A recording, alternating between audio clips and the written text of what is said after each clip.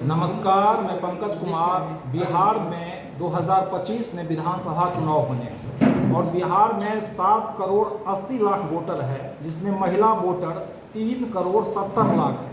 और यदि आप 2020 के विधानसभा चुनाव का परिणाम देखिएगा तो एनडीए को मिला था 41% वोट महिला का और महागठबंधन को मिला था 31% वोट। और जब चुनाव की बात आती है तो एक सवाल यहाँ घूम फिर के आता है, वो है फ्री वीज़ का। और इस पे नोबेल से सम्मानित अर्थशास्त्री अमर्त्य सेन भी कह चुके हैं कि हम फ्री वीज़ का विरोध नहीं कर सकते, देश में जिस तरह की गरीबी है। और बिहार विधानसभा चुनाव को लेके लगातार महागठबंधन की सरकार जो है, चाहे वो तेजस्वी यादव हों या फिर कांग्रेस अभी ऐलान की है माई बहन योजना, जिसमें महिलाओं को 2500 रुपया देने का वादा किया गया है।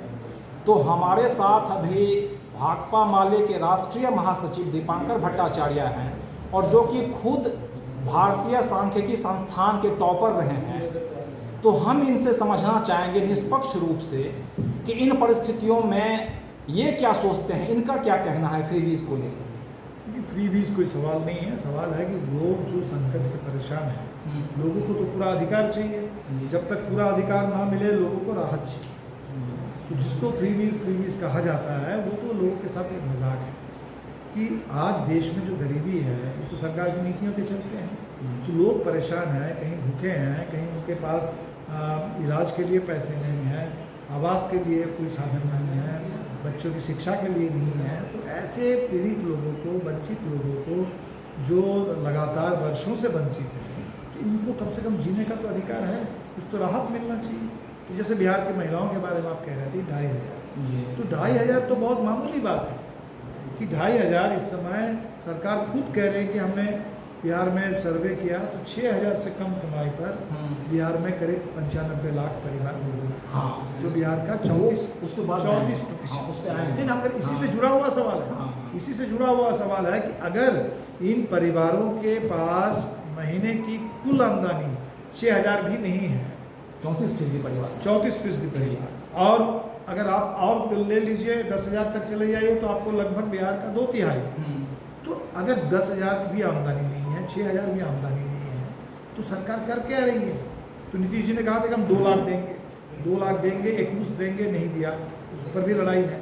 लेकिन 2500 जो हम लोग कह रहे हैं ये महिलाओं के लिए एक तरह से एक मिनिमम राहत है, क्योंकि 6000 के कम पर जो लोग जिंदा है, कैसे जिंदा है, वो कर्ज ले रहे हैं, तो जो बात सरकार मान नहीं रही है, सरकार के सर्वे में खुल करके नहीं आई कि बिहार कर्ज के तले दबा हुआ है, बिहार के गरीब कर्ज के तले दबे हुए हैं, लोग आत्महत्या कर रहे हैं। तो ऐसी स्थिति में भयानक गरीबी, कर्ज का बोझ, उसमें 2500 रुपये महीने में मिलना ये बिल्कुल एक शुरुआती राहत है, ताकि महिलाओं को मिनिमम इस समय जो संकट में है उससे एक रास्ता मिले। आप खुद सांख्यिकी के टॉपर रहे हैं, उससे कोई मतलब नहीं है। तो देखिए ये एक चीज़ है, यहाँ समझना चाहेंगे आपसे, मेरा सवाल नहीं है, ये समझना चाह रहे हैं आपसे कि जो 2500 रुपया है ये कहती है सरकार हम देंगे, तो ये और पिछले 35 वर्षों से 2 ही दल की सरकार रही है, और अभी भी बिहार में भारत का सबसे ज़्यादा कुपोषित महिलाएं 65% NFHS 5 का डेटा है। जो महिला, जो पीरियडिक लेबर फोर्स का डेटा है, वहाँ महिला का यदि महंगाई काट दीजिए तो 5000 रुपया महीना उसका नहीं है। बिहार का 3 जिला किशनगंज, सीतामढ़ी और शिवहर की महिलाएं 24,000 रुपया सालाना, 2000 रुपया महीना कमाती हैं। जो पीरियडिक लेबर, ये बिहार सरकार जो सर्वे कराई थी उसमें जिसका पति दुकान पे है, यदि महिला बैठती है, इसको भी रोजगार मान लिया गया, उसमें अनौपचारिक में 84% महिलाएँ हैं। तो ये भयानक गरीबी है, तो इसमें ये जो कहती है सरकार दे रही है, क्या इससे राहत होगा, या फिर जो उनका बेसिक है हेल्थ में या एजुकेशन में इन्वेस्टमेंट नहीं करके ये कहीं ना कहीं उसको पहले बात, एक चीज़ को दूसरे चीज़ के खिलाफ खड़ा मत करिए। मुझे लगता है कि आपने खुद ही कहा कि इतनी गरीबी है, जी गरीबी है, इतनी गरीबी में अगर आप 2500 किन्हीं को दे सकते हैं, उससे राहत तो होगी। अब है कि हम नहीं कह रहे हैं कि उस 2500 रुपये से सब समाधान हो जाएगा। तो आपको हेल्थ केयर चाहिए, हेल्थ केयर में भी हमारा तो मानना है कि सरकारी जो इंफ्रास्ट्रक्चर है, हेल्थ केयर सिस्टम है, उसको मजबूत बनाना है। हम लोग जो बात करते हैं कि फलाना आपको स्वास्थ्य साथी या आयुष्मान कार्ड दे देंगे, कार्ड से होगा, बीमा से होगा, उससे कुछ होता नहीं है।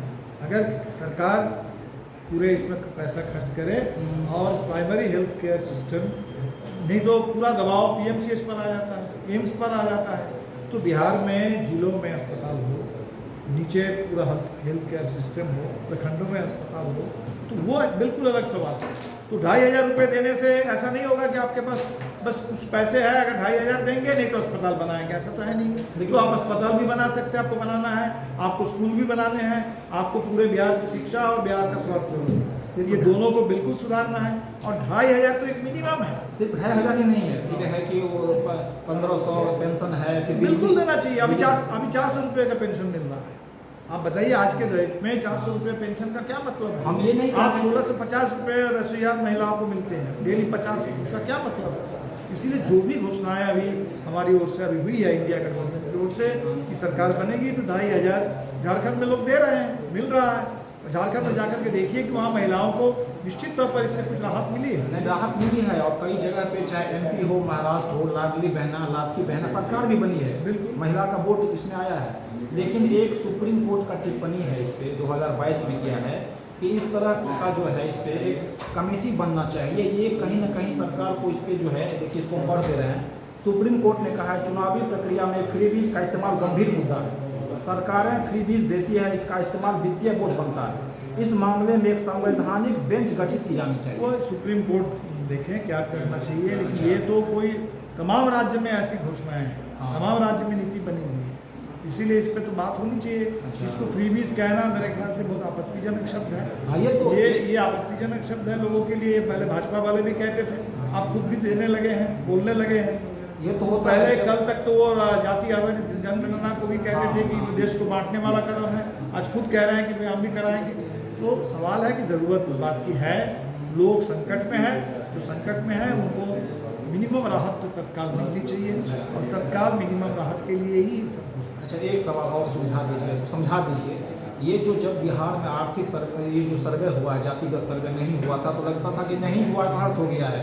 पूरा 2 साल तक यही चला जातिगत सर्वे।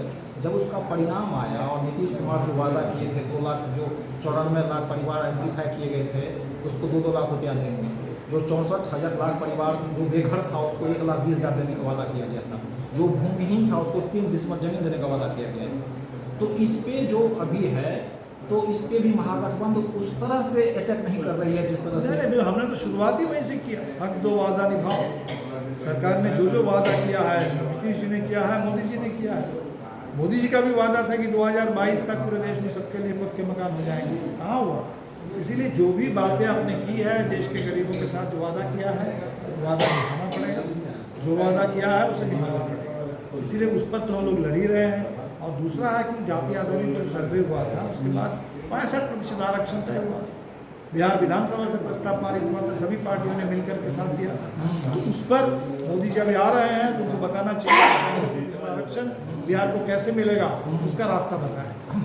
देखिए, ये अभी 65% आरक्षण मिलना चाहिए और उसी का एक डेटा है कि बिहार में 9% बच्चे जो हैं वो इंटर पास करते हैं और उसमें भी जो अति पिछड़ा है उसका एसटी में 7.48% और एससी में 5.76%। तो जब इंटर ही पास नहीं करेंगे तो उसको कौन सरकारी नौकरी मिलेगा? तो आरक्षण का बात कहीं ना कहीं ज़्यादा प्रभावी करता है वोट बैंक के रूप में। मेन मुद्दा ये है कि एजुकेशन ही नहीं है। नहीं, बिल्कुल। हम कहते हैं एजुकेशन का भी सवाल होगा, आरक्षण का सवाल ये भी आएगा कि भाई प्राइवेट सेक्टर में भी आरक्षण दो। आरक्षण के साथ साथ ये सवाल भी आएगा जो आरक्षण का जो बैकलॉग बना हुआ है, आरक्षण है लेकिन वो तमाम पद जो है खाली पड़े हुए हैं, उसके कुछ दिन बाद अब उसको जनरल को दे देते हैं, ये कहते हुए कि हमारे पास कोई सूटेबल कैंडिडेट नहीं है। तो आरक्षण के नाम पर जो खिलवाड़ है उस पर बिल्कुल रोक लगे, ये हक है। ये भी कोई फ्रीबीज नहीं है, ये भी कोई भीख नहीं है, ये संवैधानिक हक है। जी, तो ये हम समझना चाहें। आप देखिए यहाँ पे किस तरह से ये जो महिलाओं को देने का वादा है, जो जातिगत सर्वे किया जाना है, चुनावी है, बिहार की समस्या है, इन तमाम बातों पे हम भाकपा माले के राष्ट्रीय महासचिव दीपांकर भट्टाचार्य से समझना चाहें। हो सकता है हम कुछ प्रश्न नहीं पूछ पाए, हो सकता है कुछ जवाब से आप संतुष्ट ना हो, लेकिन सवाल जवाब से चीज़ों को समझने में आसानी होती है, ये स्पष्ट है। आप देख रहे हैं पंकज का संवाद।